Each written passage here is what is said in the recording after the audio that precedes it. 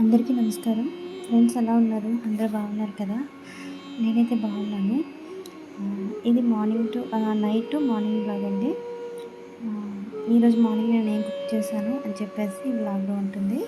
అలాగే వ్లాగ్ నచ్చితే ఒక లైక్ అయితే ఇవ్వండి. మన ఛానల్ కూడా సబ్స్క్రైబ్ చేసుకోండి. మన ఛానల్ నేమ్ వచ్చేసి ఓల్డ్ బ్లాగ్స్ అండి. ఇంకా వీడియో అనేది కంటిన్యూ అవుతుంది. ఇది టైం వచ్చేసి 7:30 అలా అవుతుందన్నమాట. 7 కాదు 8 అవుతుంది.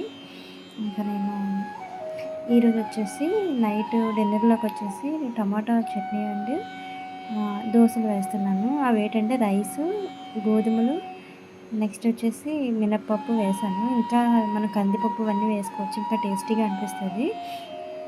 కానీ అవి లేవు. కొంచెం తక్కువగా ఉన్నాయని చెప్పేసి ఇంక నేను అవి వేయలేదు.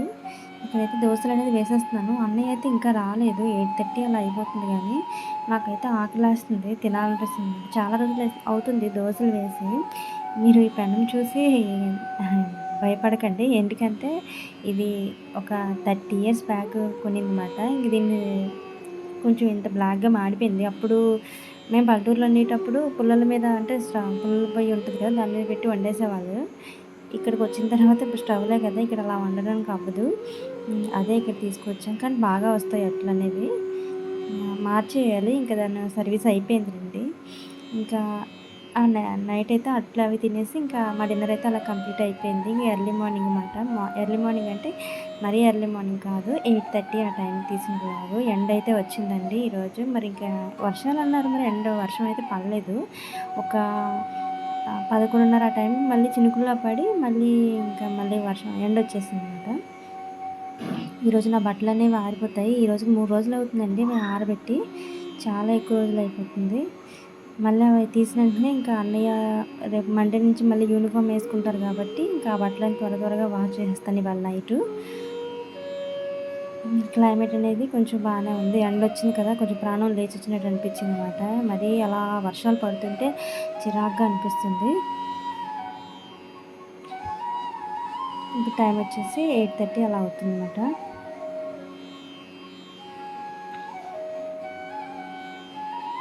ఇంక ఇవాళైతే బయటేమి కడగలేదండి. ఇంకా ఎండొచ్చింది కదా! ఇంక అలా వదిలేసాను. బానే ఉంది బయట. కానీ డైలీ కడుక్కుంటేనే బావుంటది ఆ ఫ్రెష్‌నెస్. కాకపోతే నేను లేవడమే లేట్‌గా లేచాను. 7 అయిపోయింది. దానివల్ల నేను ఇంకేం బయటేం కడగలేదు. ఎందుకంటే ఈ దారిలోనే పిల్లలది నడుస్తూ ఉంటారండి. స్కూల్‌కి అది వెళ్తూ ఉంటారు. పైన ఒక పెంట్ హౌస్ లాంటిదుంది. అక్కడ ఒక ఫ్యామిలీ ఉంటదన్నమాట. ఇంకా నడుస్తూ ఉంటారు పడిపోతారు కదా! మనం కడుక్కుంటే మార్నింగ్ అయినా కడిగేసుకోవాలి. లేకపోతే నైట్ అయినా కడిగేయాలి. ఈ టైంలో కడిగితే పిల్లలు పడిపోతారు. అందు గురించి నేను కడగలేదు. ఇంక నేనైతే ఫ్రెష్ అప్ అయిపోయాను. ఇంకా స్నానం చేసి వచ్చేసి ఇంకా ఇంకేమీ జడ అది ఏసుకోలేదు. అందు గురించి ఇంకా మామూలుగా ఫ్రెష్ అప్ అయిపోయి బయటకొచ్చి వీడియో తీస్తాననమాట. ఎండ బాగా తగులుతుంది కదా! మంచిగా అనిపిస్తుంది. ఎండలో ఉండాలి. కానీ ఇక్కడ అలా 4 గోడల మధ్య అలా ఉండిపోవడం వల్ల చిరాకుగా అనిపిస్తూ ఉంటది. ఒక్కొక్కసారి చాలా చిరాకు అనిపిస్తది. ఇలా ఉండడం వల్ల కూడా మనకి మైండ్ డిప్రెషన్‌లోకి వెళ్ళిపోయినట్టు అయిపోతామండి. ఎందుకంటే మనకి ఎవరితో మనం ఎక్కువగా మాట్లాడడం, నెక్స్ట్ వచ్చేసి బయటికి వెళ్ళము. ఇలా 4 గోడల మధ్య మనకు నచ్చిన పని అంటే ఎంత చేస్తాం చేసిన పనే ఇంకా అలా ఉంటది. చూస్తానండి. నేను ఇంకేదన్నా జాయిన్ అవుదామని అనుకుంటున్నాను. ఇలా ఉండడం వల్ల నాకు నచ్చట్లేదు. చూడాలి. ఏదైనా నేర్చుకొని అప్పుడు ఏదైనా చిన్న నా మనీ అంటే ఏదో బయట మన మైండ్ అంటే మైండ్ రిలీఫ్ అంటే ఏమి కాదు. ఏదైనా పని ఉంటేనే మనకు బావుంటది. మరి ఖాళీగా ఉంటే చిరాకుగా అనిపిస్తది. ఇక్కడైతే నేను ఈరోజు బిర్యానీ కుక్ చేస్తున్నాను. ఇంకో చికెన్ అయితే అవుతుందండి. ఎందుకో ఈ బయట మసాలాలు మనం బిర్యానీ మసాలా కొంటున్నాం కానీ అస్సలు ఆ ఫ్లేవర్ బాగోట్లేదు. బిర్యానీ కూడా టేస్ట్ మారిపోయింది.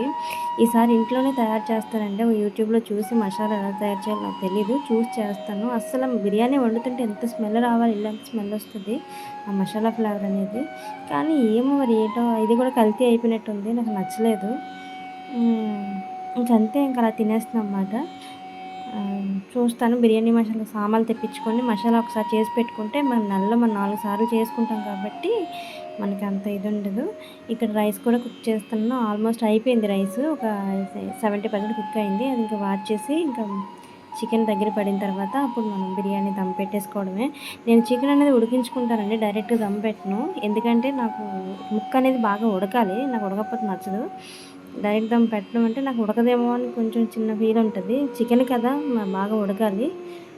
అందు గురించి నేను ఉడకబెట్టే వండుతాను. ఇంకా బిర్యానీ అనేది కరెక్ట్‌గా 12:30కి అనేది ఇంకా అయిపోయింది. కుక్ అయిపోయింది. దమ్ పెట్టేసాను. ఇంక అవన్నీ మీకు చూపించలేదు. నేనే వీడియో తీసుకొని నేనే పెట్టాల్సింది. ఇంక అందుకే నాకు కొంచెం అవ్వట్లేదు. బిర్యానీ అనేది చాలా వచ్చింది. వచ్చిందంటే నాకైతే ఈ మసాలా ఫ్లేవర్ వల్ల ఒక 70% బావుంది. అది మసాలా బావుంటే ఇంకా బాగుండేదేమో. బయటకి తినేదానికన్నా ఇంట్లోదే బెటర్ అండి. బయట మసాలాలు ఏమి అంత బాగోట్లేదు. ఇంక ఇలాగ మధ్యాహ్నం లంచ్ వచ్చేసి ఇంకా బిర్యానీ చేశాను. చికెన్ బిర్యానీ.